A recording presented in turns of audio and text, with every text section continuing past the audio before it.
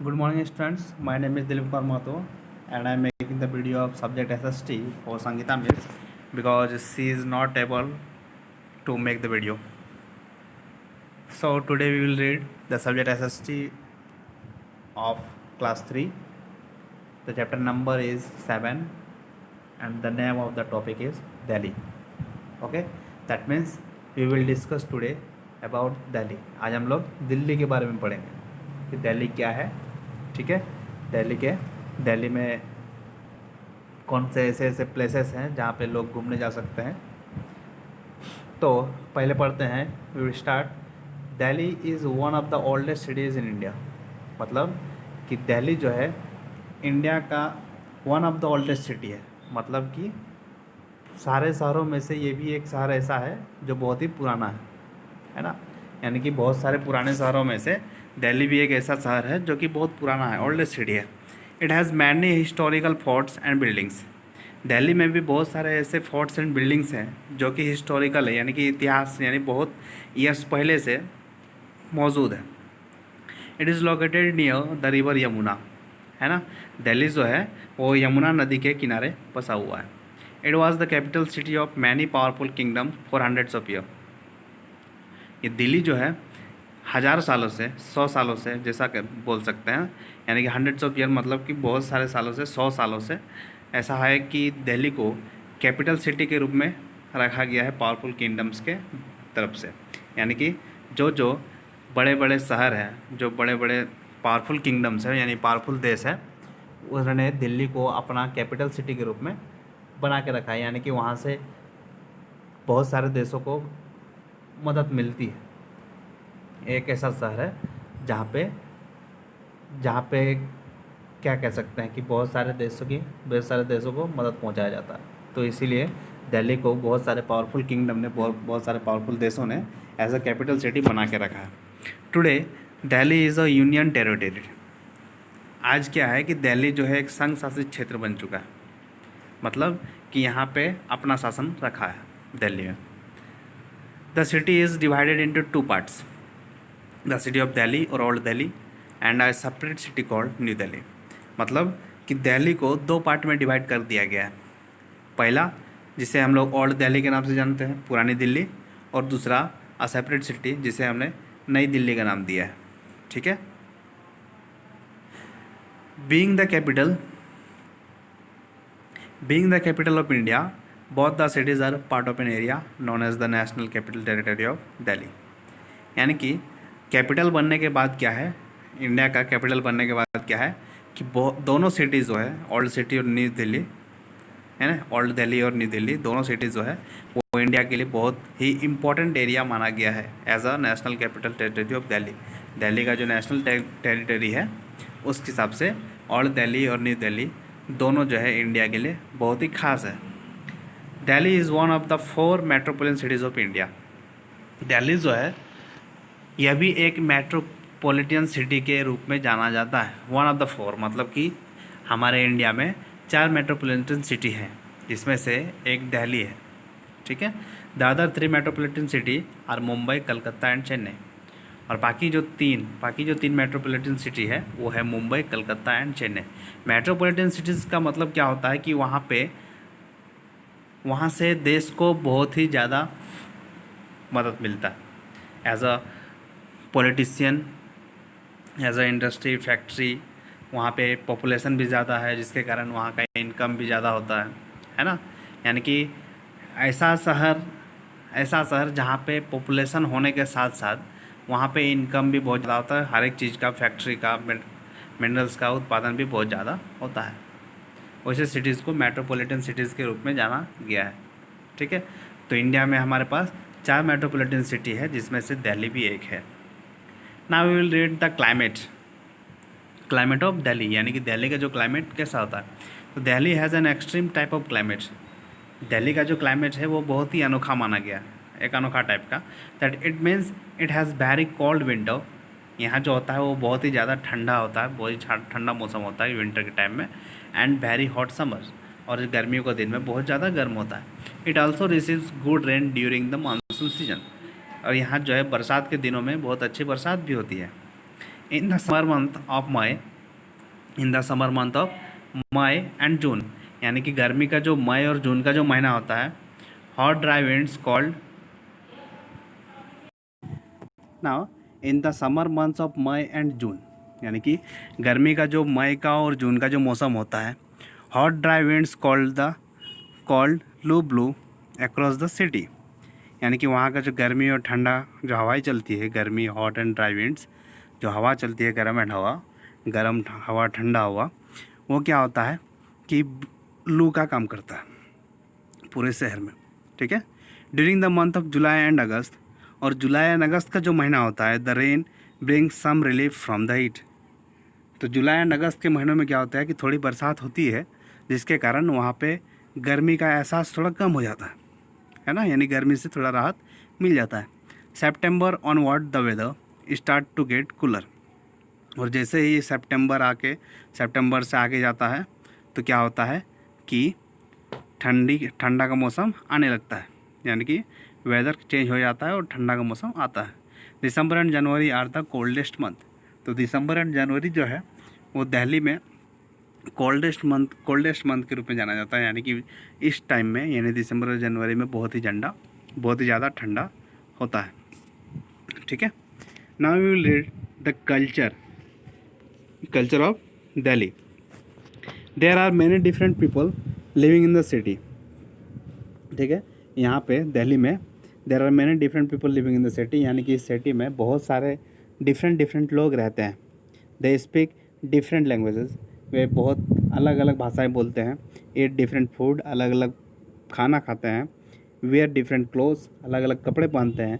And celebrate festival, अलग अलग festival को सेलिब्रेट भी करते हैं। People from all over India have made Delhi their home, है ना, यानी कि बहुत इंडिया के ऑल ओवर वर्ल्ड में, यानी कि ऑल ओवर इंडिया के जो लोग होते हैं वो उसने क्या किया है कि दिल्ली में अपना घर बना लिया है ना, यानी कि दिल्ली को अपना होम टाउन के रूप में बना लिया है, क्योंकि दिल्ली जो है एक बहुत ही अच्छे सिटीज़ के रूप में जाना जाता है।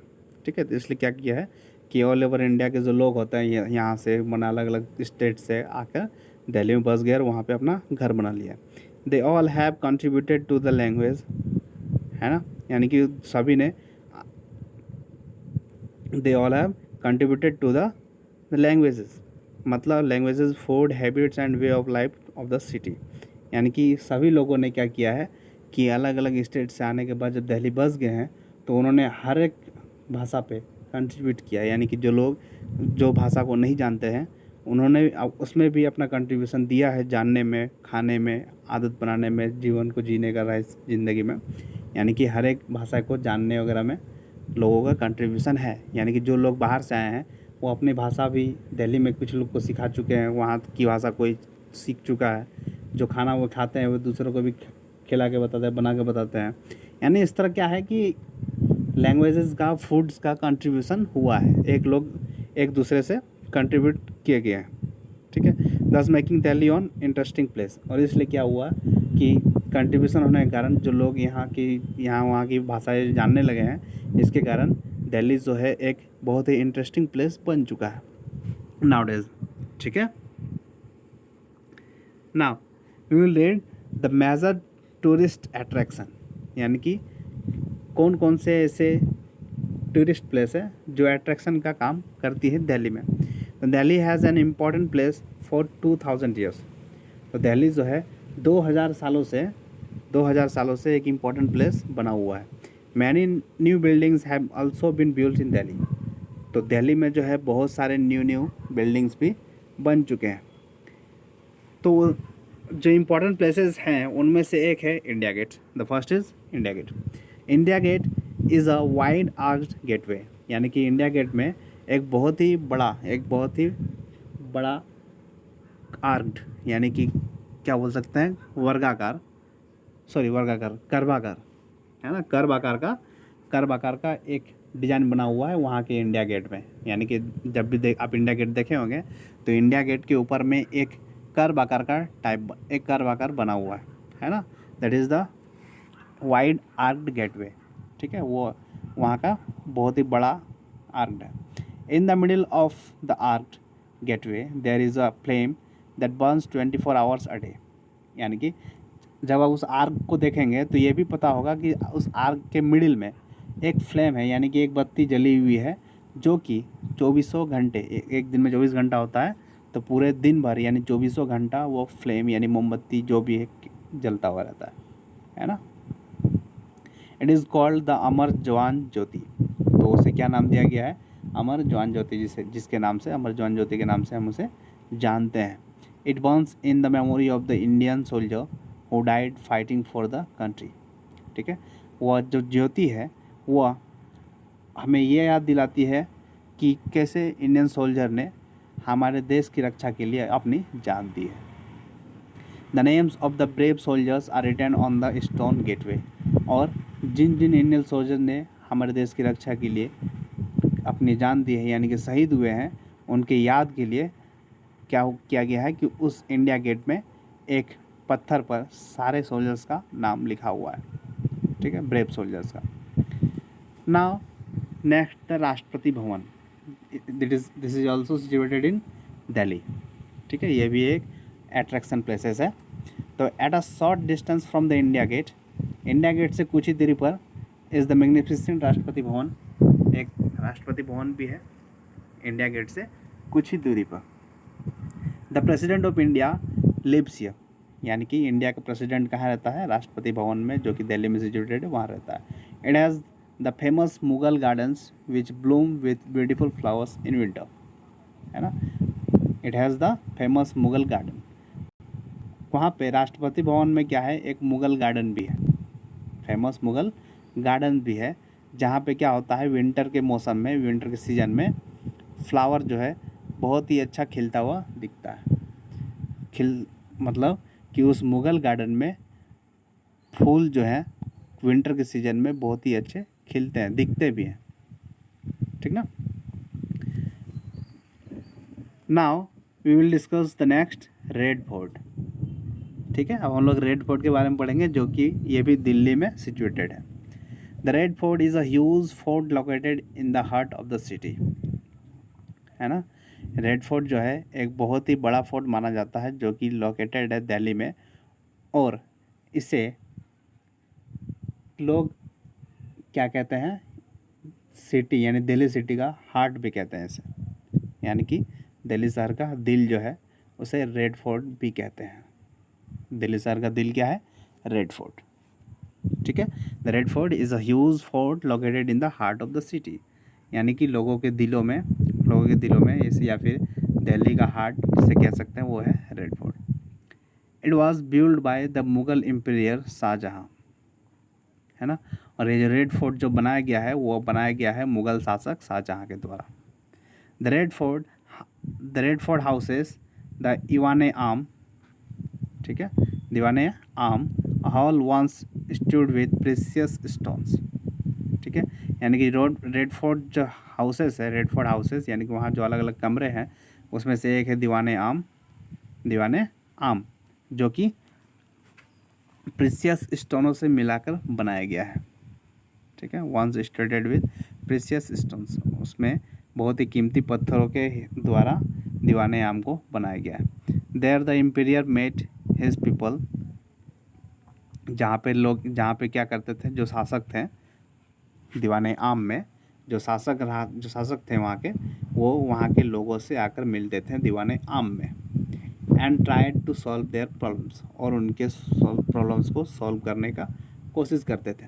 यानी कि दीवाने आम जो है, आम दैट मीन्स कि वहाँ के पब्लिक के लिए है, जहाँ पे जो इम्पीरियर है यानी वहाँ का शासक है, वो आके वहाँ के लोगों से मिलते थे और उनके प्रॉब्लम को सॉल्व करते थे। द दीवाने खास was the hall for the royal guest. यानी दीवाने खास जो है वो वहाँ के रॉयल गेस्ट के लिए बनाया गया था। खास मतलब ही रॉयल होता है, खास मतलब क्या होता है? खास मतलब खास लोग, है ना, यानी special guest.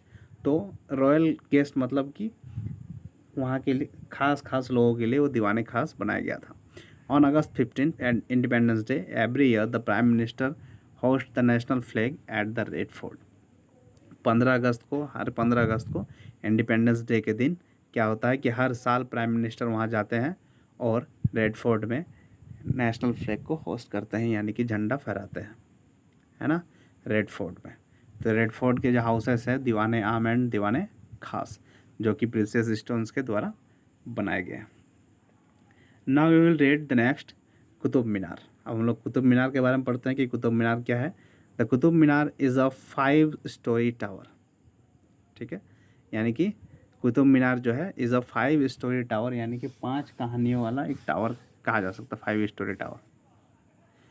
One of the first sultans of Delhi, one of the first sultans of Delhi, यानी कि दिल्ली का जो फर्स्ट सुल्तान था कुतुब उद ऐबक, कुतुब उद Aibak build it about 800 years ago, यानी कुतुब मीनार को किसके द्वारा बनाया गया है, कुतुब उद ऐबक के द्वारा 800 साल पहले, जो कि दिल्ली का फर्स्ट सुल्तान था, है ना। The iron pillar is another interesting structure near the building, और आयरन पिलर जो है वहाँ का, कुतुब मीनार का जो आयरन पिलर है वो एक दूसरा ही इंटरेस्टिंग स्ट्रक्चर है जो उसी बिल्डिंग के सामने है, नियर द बिल्डिंग, मतलब उस बिल्डिंग के समीप जो है एक आयरन पिलर है, वो भी वहाँ के लिए एक अनदर इंटरेस्टिंग पार्ट बना हुआ है। Now we will read about the Jama मस्जिद।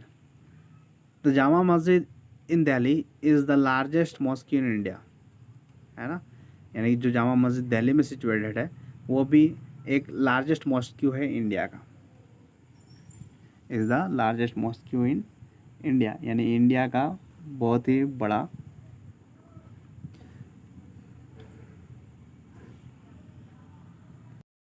ठीक है। तो जामा मस्जिद जो है जो दिल्ली में है वो एक इंडिया का सबसे बड़ा दरगाह माना जाता है, build by emperor Shahjahan in red sandstone and white marble, जो कि मुग़ल शासक शाहजहां के द्वारा ही बनाया गया है जामा मस्जिद को, by the red sandstone and white marble, यानी कि इसको बनाने के दौरान रेड सैंडस्टोन यानी कि लाल पत्थर एंड वाइट मार्बल का यूज़ किया गया है। It is a grand place of worship, यह एक बहुत ही अच्छा प्लेस है, ग्रैंड प्लेस मतलब बहुत ही अच्छा प्लेस है पूजा करने के लिए, where people have been praying for many years, जहाँ पे लोग बहुत सालों से प्रेयर करते आ रहे हैं। Now we will read the next Akshardham temple, ठीक है। The Akshardham temple is in east Delhi, Akshardham temple जो है वो दिल्ली के ईस्ट में है। It is a grand temple build in 2005, यह एक बहुत ही बड़ा टेम्पल है जिसे 2005 में बनाया गया। There are musical fountains and an artificial river in the temple compound, यानी कि अक्षरधाम टेम्पल में जो है वहाँ का जो टेम्पल कंपाउंड है, यानी टेम्पल का जो कंपाउंड एरिया है ना, जो टेम्पल का एरिया है वहाँ पे म्यूज़िकल फाउंटेन्स भी है, यानी कि लोग वहाँ पे म्यूज़िकल सीखते हैं, एंड एन आर्टिफिशियल रिवर, और एक आर्टिफिशियल रिवर भी बनाया गया है अक्षरधाम टेम्पल में, ठीक है। तो Akshardham temple is in east Delhi, वहाँ के दिल्ली के ईस्ट में है, जो कि 2005 में बनाया गया था, एक बहुत ही बड़ा मंदिर है, और उस मंदिर के कंपाउंड एरिया में म्यूज़िकल फाउंटेन्स भी है, यानी जहाँ पे लोग सीखते हैं म्यूज़िक को, और एक आर्टिफिशियल नदी भी बनाया गया है ताकि यहाँ पे अक्षरधाम टेम्पल का लुक बढ़िया हो, ठीक है। Now the next is Delhi metro the life line of the city. तब हम लोग दिल्ली मेट्रो के बारे में पढ़ते हैं। तो Delhi metro rail has change the face of transport in the city completely, है ना।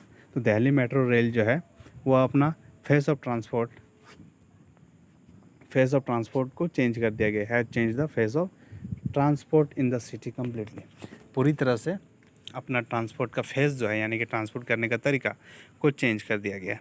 It has made travelling very convenient and comfortable, ठीक है। इसके द्वारा जो लोग ट्रैवल करते हैं वो बहुत ही सुविधा एंड आरामदायक महसूस करते हैं।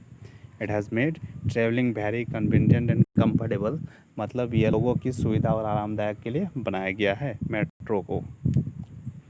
The DMRC Delhi Metro Rail Corporation, DMRC Delhi Metro Rail Corporation can claim to provide transport to 2 million passengers every day with a train at every 3 minutes, यानी कि DMRC का कहना है कि by the metro rail daily her 3 minute में 2 millions लोग travel करते हैं, 2 मिलियन पैसेंजर जो है ट्रैवल करते हैं by the metro at every 3 minutes, her 3 minute में 2 मिलियन लोग ट्रैवल करते हैं।